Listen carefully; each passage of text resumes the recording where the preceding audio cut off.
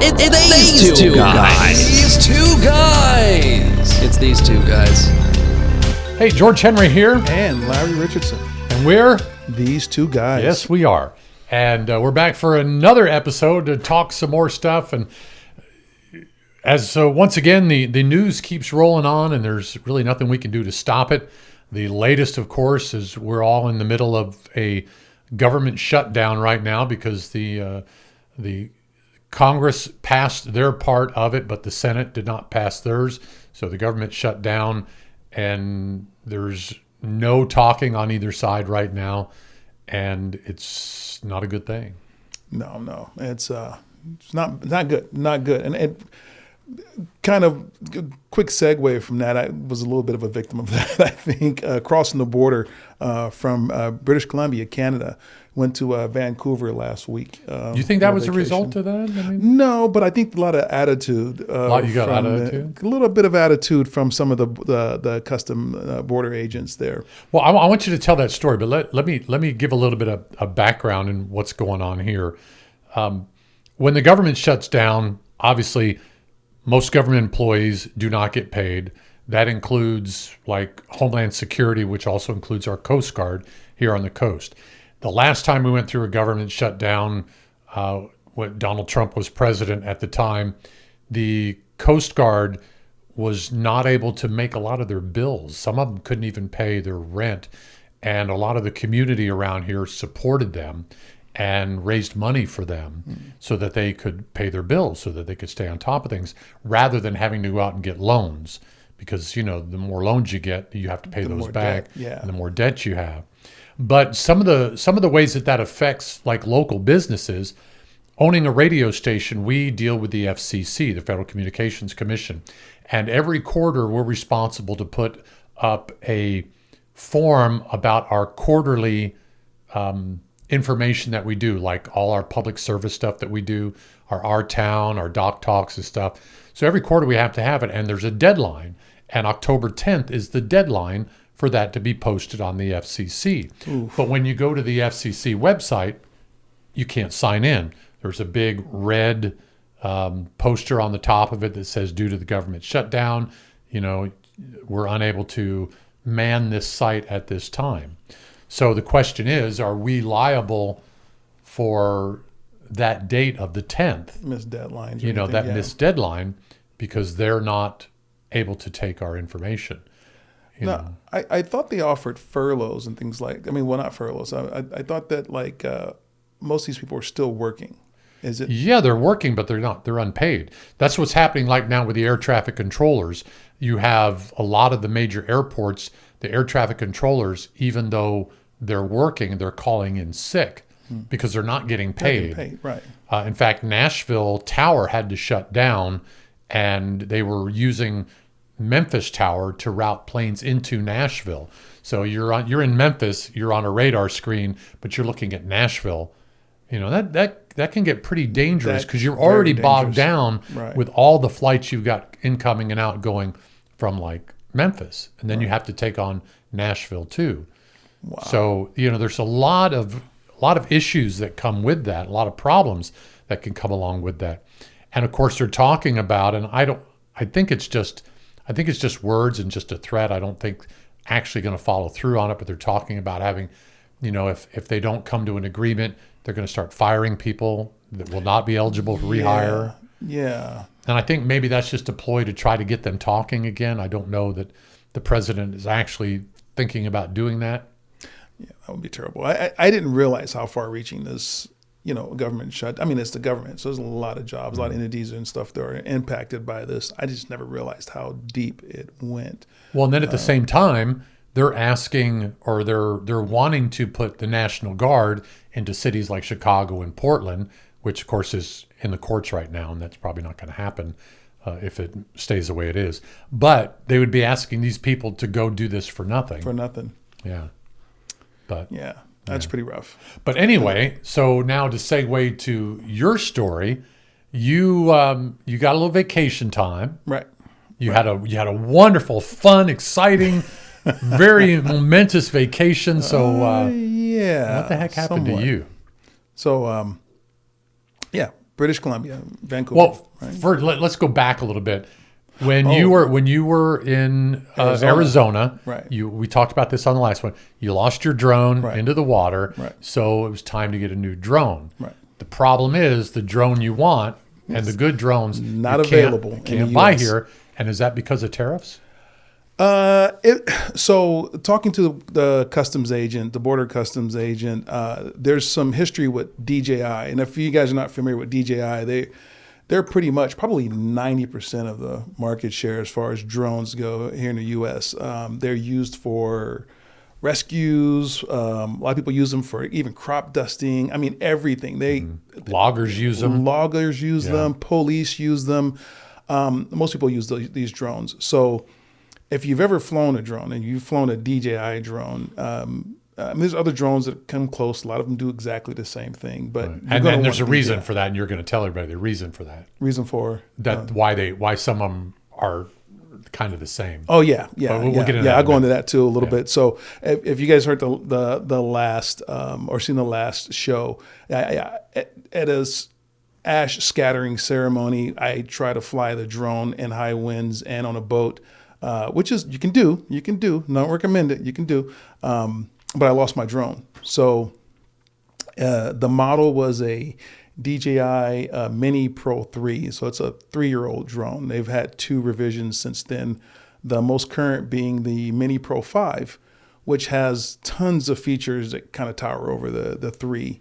But again, you can't buy these in the U.S. There are some places that will import them, but you have to pay the import tax. And since we're going to Canada, it's like, I did my little research. People drive over to Canada all the time, pick up these drones. They drive them back when they go through. Usually it's not much of an issue. Worst case scenario, you got to pay the tariffs, which you'd have to pay that even if you bought it online, right? So we go over, we pick up the drone. We spend a couple days in British Columbia, check out the sites or whatnot. I don't fly the drone. You didn't fly the drone No. in Canada? Okay. No, but What a shame. yeah, I know. Well, somebody else would be enjoying those videos right now. Can't wait to tell that part. So we get to the border, 6 o'clock in the morning, because we had another flight to go. We've been jumping from state to state and obviously different countries here within about 2 weeks. We went from Arizona, Vegas, Washington, and Canada. So we were pretty tired, but we had a flight that we had to get to that morning. So we're getting ready to cross the border. And I don't know if anybody ever crossed the border. When you get through the checkpoint, there's an area that you drive through. That's if you've already gotten past the guard, right? The Canadian side, or the Canadian they don't have a guards on they the way do. out. They do. On the way in or on the On the way way out? in and out. Okay, so no, not on the way out. On the way in, it's Canada. Right. On the way out, it's United United States, right? So when we get there and we stop, I got the drone all out. It's out of the bag and everything like that. We get there and we stop, and I realize all the cones are there. And I see everything's open for that secondary inspection. And I look over and I say, I just got to declare it. Because if you don't declare it, you're going to get fined anyway. Even if they take it, or if they don't take it, they'll fine you. So I declare the drone. They're like, okay, we'll just go over to second inspection. You should be fine. And get over there. We have to go into the building, and the guy just basically comes out and says, you can't import that in the U.S. Apparently, there's a war on DJI, and it seems like it's pretty political. Because it's a Chinese product. Because it's a Chinese product. Sometime last year, there was some hubbub about child labor practices, which is one of the reasons why they initially started the ban. And it wasn't about data. Now collection? it's about data. Yeah. Now it's about some sort of, they're concerned that the applications that the drones, or maybe more of the newer drones, but the drones have military properties to them, right? Where they're reporting back to the Chinese military or something, which I believe DJI has provided all the information to the United States, and they just need one of like several different agencies to review it. Yeah, but when you think about that, if you really think about that, remember back before 9/11, they were, especially after 9/11, anytime they saw somebody taking pictures or photographs or video of certain buildings in that, they would be questioned. Yeah. Imagine if you put that in a drone, that's owned by an American, and the American's taking pictures of all this stuff, and it's just and being you're getting sent. and so you don't even have to send a Chinese spy. No. over to do it. It's all there. It's doing it for you're doing it for them. Oh, this is like Joe Rogan conspiracy stuff. But there, yeah, I mean, it's total possibility. But I would think that because these drones, they don't require really any connection to anything. I mean, they're basically airplanes, right? These are regulated like airplanes. When you take off on one of these DJI drones, doesn't matter really how small they are. They show up in a radio tower, in an air tower, as an actual UAV. Because they have a device. transponder on They have a it, right? transponder. But yeah, so that was the last concern, was because of the military thing. And the guy says, no, you can't take it over. Now, we had to get to an airport. No, back up a little bit. Now, there was a date involved, right? Or didn't you just miss the date? Yeah, October 1st. Hey, George Henry here. I just want to interrupt the video for just a moment here to make a special announcement. All right? The first person to comment on this video after this point in the video will get $100. That's right, $100 to the first person who comments on this video. And we're going to be doing this randomly from time to time throughout our videos, so keep watching and don't stop. You never know when another $100 might come up.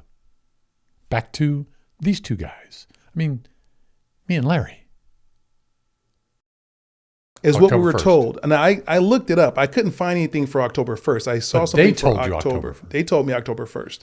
Now, there was a change that they did mention where, as we're sitting in the customs area, people coming in, they're visiting the United States, there's like a $30 tax they have to pay now. And that started October 1st.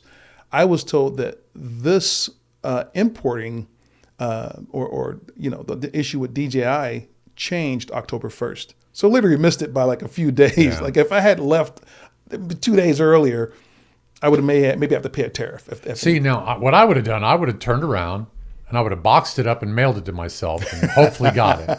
If we had time, that would have definitely been a choice. But what did you do? So here was the other option too, was to fly the drone over the border, land it somewhere, because it has the Find My Drone app, right? It'll literally find itself, and then just pack up the controllers, because so far they only said drones are not allowed. Right. They didn't say the controller and the batteries and the lens and all that other stuff. Yeah, but then the guy would have been, where's the drone? You got all the other stuff. Where's the drone? They would have to know that it's on the other side of the border, which they wouldn't have known. But yeah, if anybody's watching this from the U.S. government, they're not getting paid, so they're probably not watching this right And now. plus, you didn't do that. No, I did not do that. So our options was, which they told us, to turn around and take Just it back remember, to the this is store. recorded, so even if they're not watching it now, They can watch it later. Right. Yeah, but anyway, I did not do that. But we had to turn around and take it back to the store. Now the store was about 2 hours from where the border is.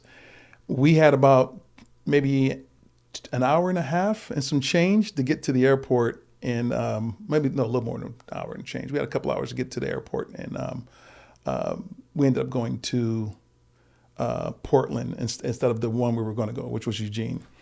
So we just cut the time back and changed our flight to go to Portland, to fly out of Portland, but we didn't have enough time to get the flight that was going to take us to Vegas. So we didn't have enough time to turn around and go back to the store.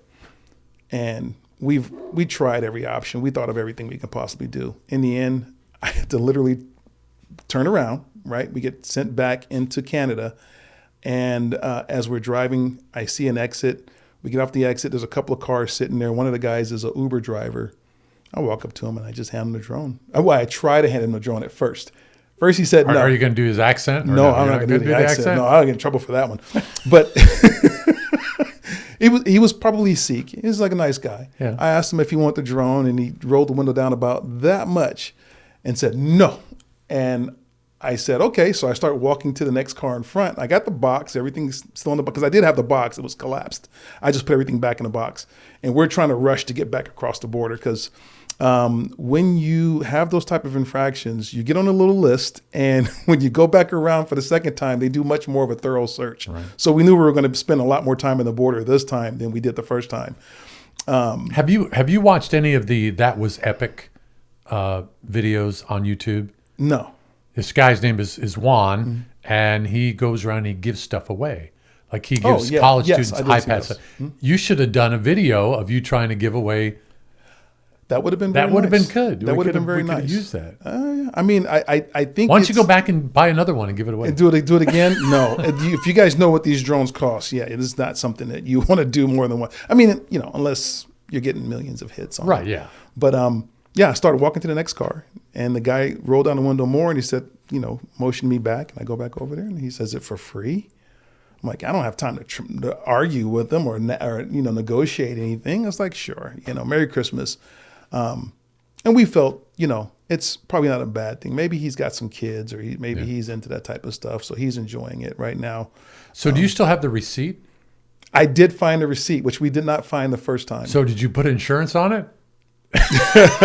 No, I did not. You should All have these put things are insurance on coming it. up now. You should have put insurance on and say, man, my drone's gone. Yeah, I could have disputed. There's a lot of things we could have done, but lesson learned. Yeah. It was That's an terrible. expensive lesson. It is a very Because you also had to pay a lesson. fine too, right? Not for the drone. Oh, not for the drone. Not Okay. for the drone. We did have to pay a fine, but not for the drone. And that was kind of funny too, because when they turn you around, they don't. There's a front door, right? There's a front door you walk in. You Yeah. expect to walk out through the front door, and they're like, "Oh, we're going to take you around the back, and we're going to let you get your car this way." And we're going. Mr. Richardson, we're going through these doors right here. Yeah, we're going to go through these doors. And as we're walking, there's another guy that stands up. And this guy, I've been watching this guy for, good 35, 40 minutes because he's got an attitude, right? Because that's what, they're not getting paid. Right. These guys are working right now. They're not getting paid. The guy who stopped us at the secondary check-in was like yelling at us to get out of the car. He just was yelling at us. So after we calmed down and we realized that, okay, this is a no-win scenario, I just kind of started talking to these guys like I normally would. And I said, why is this guy always such an asshole? And he goes, which one? I said, the tall, skinny black guy out front. And he goes, no. He said, think of it this way, we're not getting paid to work. And I said, is that explaining the reason why this guy's being an asshole to us? He goes, no, he's always that way. So I goes, okay. But we get escorted out the back, and we're going around the back, and another guy decides he wants to go with us. So we're going upstairs, and I turn around to one of the guys and I said, I get like this is one of those Chris Hansen moments from To Catch a Predator, right? We're going to go up there and go through a door, and because you think we're trying to smuggle in these Chinese drones in the United States, we're going to get tackled by about 12 officers, right? They started laughing. It's like, no. But yeah, it's a really trippy experience. One, because of the money was a big issue.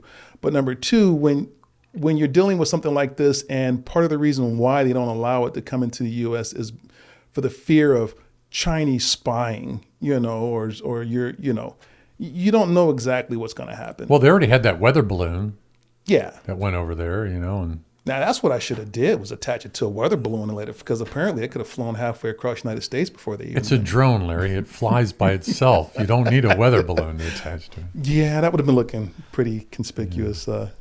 So see if you can move around in the camera there. Well, no, you can see. Show everybody your new shirt you got on. Oh yeah, if you guys haven't been watching here, gotta be careful here.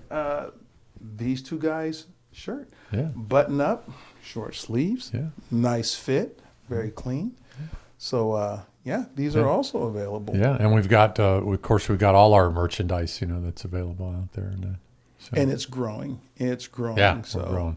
In fact, Deb the other day, just today, she goes, my dad needs a mouse pad. You guys ought to have a mouse pad. I'm like, okay. Yeah, Well, now we could do probably that. have a Probably mouse have pad. a mouse pad. But so you made it back though. We made it back. Had to drive pretty fast. Made it back, crossed the border, and we did get that scan. So they have a machine there. People were like, "Oh, you could have just left it in the box. You could have just did." You could, the shoulda, woulda, couldas. They have a machine that literally scans your entire car. They see everything. So for those who are kind of pointing out what you would have done, no. There's a show on the Discovery Channel, and I was just watching some of the episodes the other day that came up on my reels, and it literally they can take a tractor trailer through this scan, and they can see everything that's in there. They can see all the anomalies.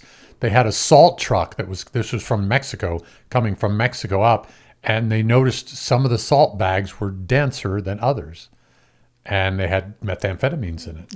So it's like, yeah, these are very sophisticated machines. Oh yeah. You're not getting away. You think, and it's more and they've seen every way that people try to get away with it. Yes.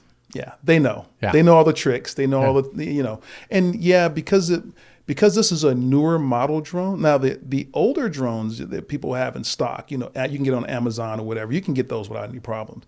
It's the newer drones that came out within the last year or so. Those are the ones that they don't want in. And even though they use the same software, it's the same software, and we were talking about how this is definitely a war on DJI. There's a company out there, I want to say it's Spectra. You guys look it up, correct me if I'm wrong in the comments. Spectra sells a drone side by side. You think it's a Temu copy of a DJI.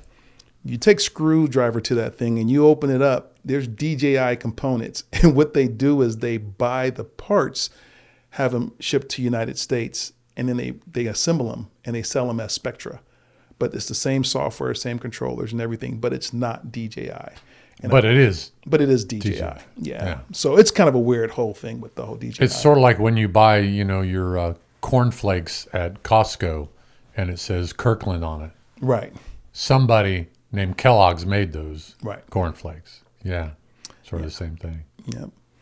So, but another, like going back to this show, talking about the scanners and the way they can look at things, there's a thing down south of the border. The cartel will buy all sorts of toys and things like that and then ship them to the U.S.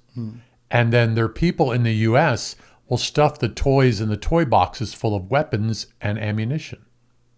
And they had this one where they found thousands of rounds of .223 ammunition, thousands of rounds of .22, 9mm. They found handguns, all in kids' toys being shipped back to Mexico so the cartel could get ammunition for their weapons. And this is, some sophisticated stuff that they're trying to do. But they're getting caught.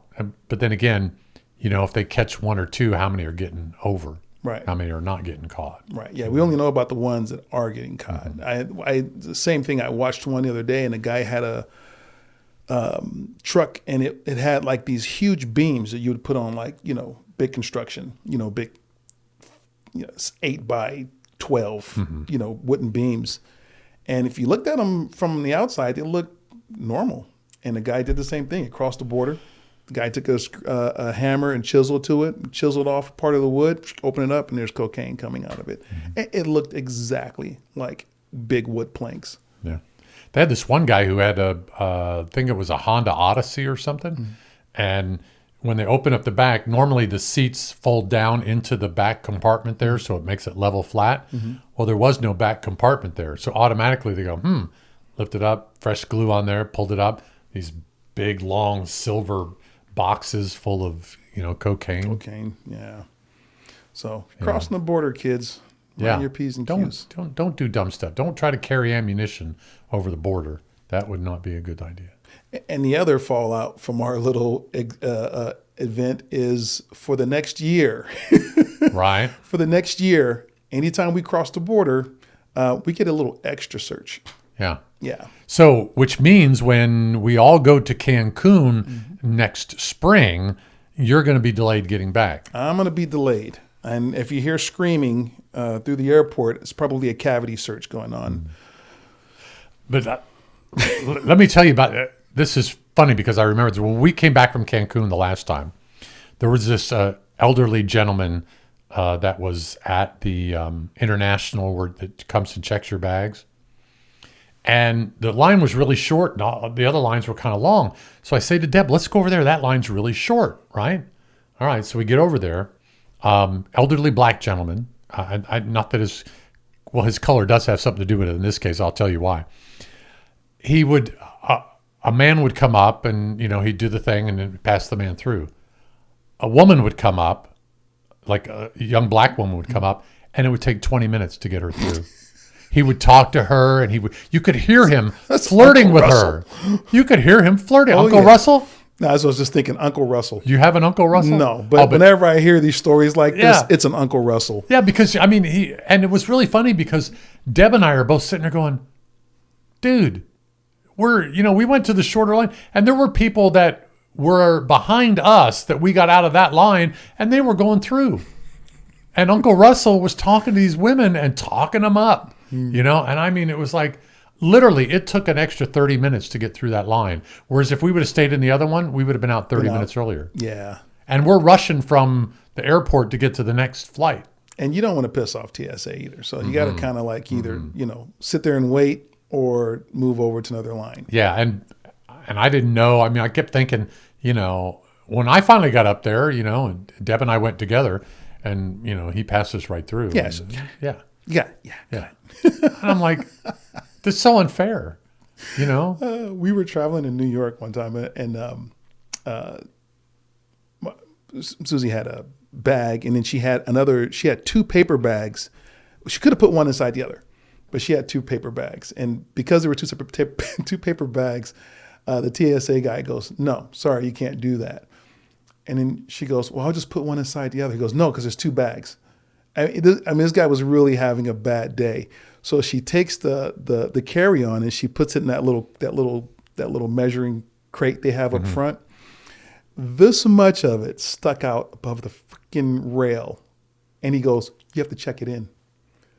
So we had to take it and run all the way across the airport to check it in and come back. And we've just learned after that, just let TSA do their thing. Like, don't question them. Don't give them a hard time because they can be complete assholes. Well, here's another thing too that we learned when flying. If we have bags and we have to switch flights or something, we won't check them. We'll take them up to the thing because at the last minute they'll go, the overhead compartments are full. We will put your bags in for free if you like, blah, blah, blah. And then you save $40 a bag. Yeah, that's true. Especially with Southwest right now because they're charging. Well, they're all charging. They're all charging now. Yeah. Even Spirit. I don't know about Spirit. Yeah, nobody. I don't knows think about I'd fly Spirit. Well, you probably. And now Southwest Airlines is giving you choice of seat. Like every other airline's been doing that for decades. Yeah. And now all of a sudden it's a big deal. Yeah. That was crazy. But yeah, I like vacationing. Vacationing's fun. I've never been to Canada though. It was pretty gloomy. Gloomy? You mean weather-wise? Weather-wise, yeah. They said that in Vancouver it rains almost over 200 days of the year is rain. Wow. Yeah, I never know that. And that's like the Hollywood of the North. There, they do a lot of filming there, a lot of movies. I guess they have a certain window where they have to do them. Yes, and Vancouver is actually fairly new. It's one of the newer provinces up there too. It's not that old. Looking at the history there, and I want to say, man, just like a little over 100 and something years. Really? Yeah, it's fairly new. And the Guinness's family is there. They're on Vancouver Island, I think it is, or. You mean the people who do the beer? Guinness's beer, yeah. Wow. They actually had their own bridge that goes from central Vancouver to, I want to say, northern Vancouver. I know somebody's going to correct me on that. It's the Guinness Bridge? It's the Guinness's Bridge. They used to charge a toll for people to cross it because they're the ones who had it built. And then once they got their money back, now it's free. So it was. We did a tour. It was a Toonie tour. It was called. It's kind of free. You just give them a tip when they do it. But it's a 3-hour tour, and you're walking through all the places. We went through the library. We saw some of the buildings. Like, I don't know if you've watched shows like Smallville and stuff like that. The Smallville was filmed up there? Yeah, the Daily Bugle. No, the Daily Planet. Yeah. That building is actually in Vancouver. Yeah, the Daily Bugle Spider-Man. Daily Bugle Spider-Man. Yeah, I knew that after I said it. I was just like, I know it's a daily something, but no, it's Daily Planet. Daily Planet, Yeah. Wow, I didn't realize the Smallville was filmed up there. Parts of it was. And then the show Lucifer was also filmed there. It's a lot of interesting stuff that we learned doing that little tour. So it's pretty cheap, and if you're out there, it's pretty cool. Yeah. Also wanted to say, if you guys have any interesting friends that would be interesting to interview on our podcast, we'd love to hear about it. drop us a line, drop us a comment down there, and we'll see. We're working on a few things now. We still have to get Audra. Yep. I don't know how easy that's going to be. Yeah, I'll have to reach out to Audra and see what's going on. Yeah. Audra, if you're watching, we're going to be reaching out to you. That's right. Now Audra's dad was Tim Smith. Tim Smith. Huge classic car collector, had a beautiful kind of city set up within his garage, from what I was told, with all this fancy stuff in there. And I guess recently sold. They sold it, so they don't own it anymore. But yeah, he passed away, and he was a longtime community member. He would have been a great guy to have on the show. Unfortunately, we didn't know he was going to pass. But yeah, if you got any ideas or anything that you'd like to share with us, we'd be happy to hear it. We've got a grief counselor that we're working on. She's East Coast, so because we do ours so late, we have to find a time that maybe we can do it earlier so that we can get her on, so she's not up past her bedtime. But she's a licensed clinical social worker, and she's got a master's in psychology. And so we'd like to bring her on and talk to her about grief and some things like that. Just some different topics out there. We're pretty open to talk about anything. Yeah. We don't. I mean, even if we don't discriminate. Yeah, we don't discriminate. And if it's a high. Oh my God, what's the word I'm looking for here? When you get on your high chair moment, right? Yeah. High horse. A high horse? Yeah. High horse. You get in your high horse. You want to do that. It's going to be your high horse, though. Yeah, we still want to hear. Yeah, because we're not necessarily going to jump on your bandwagon. No. There's a mixed metaphor for you: a high horse and a bandwagon. What would that be? A high horse and a bandwagon. Well, the bandwagon would have to be pulled by a horse. So the bigger the horse, the more band members you can haul. Bigger the wagon would be for the band. The bigger the wagon.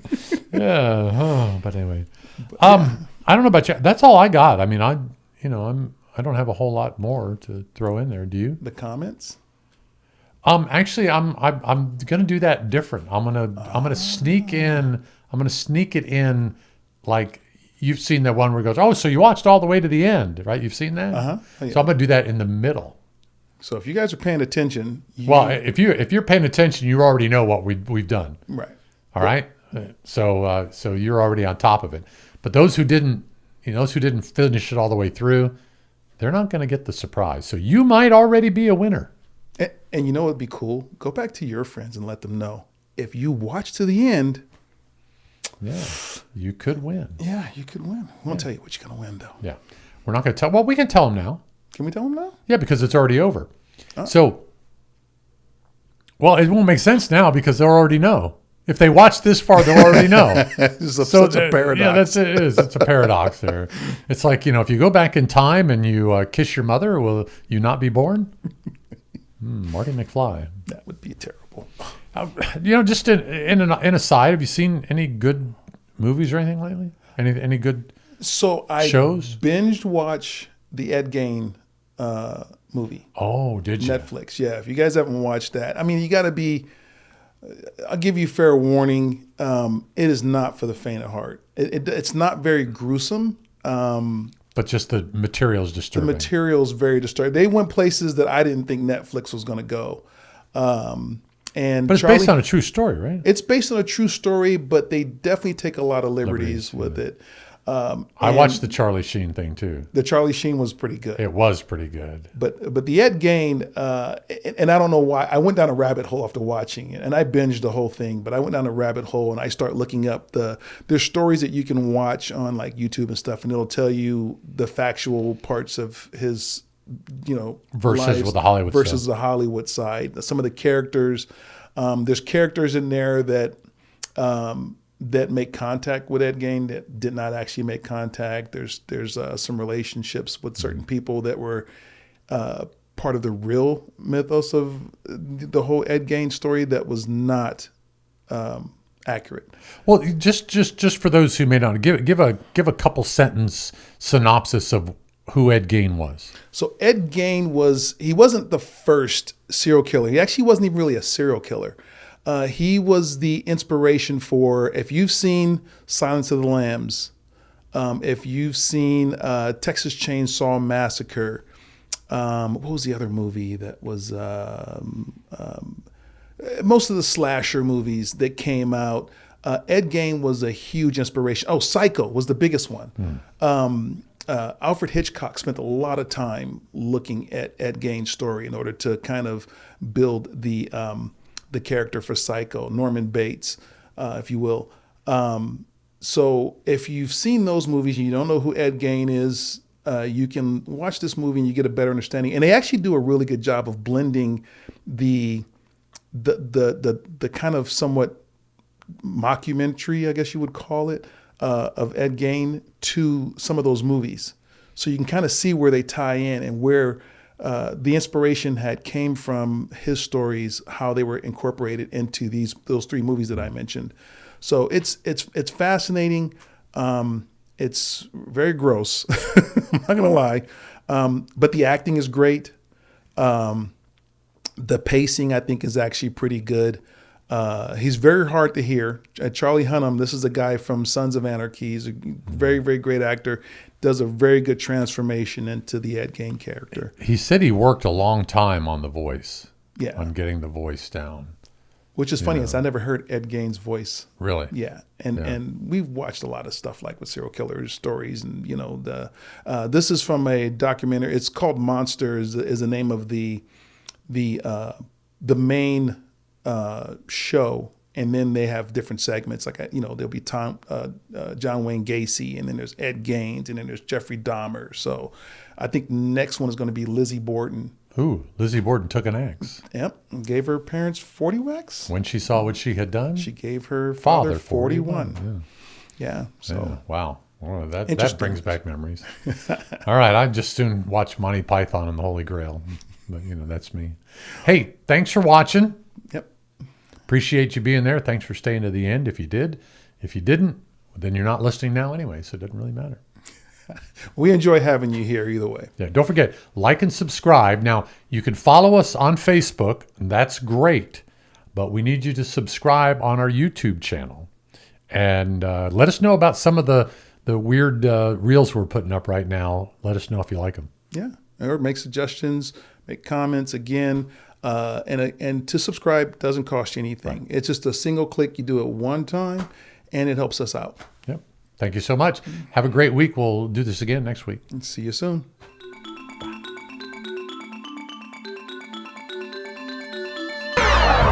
It's these two guys. These two guys. It's these two guys.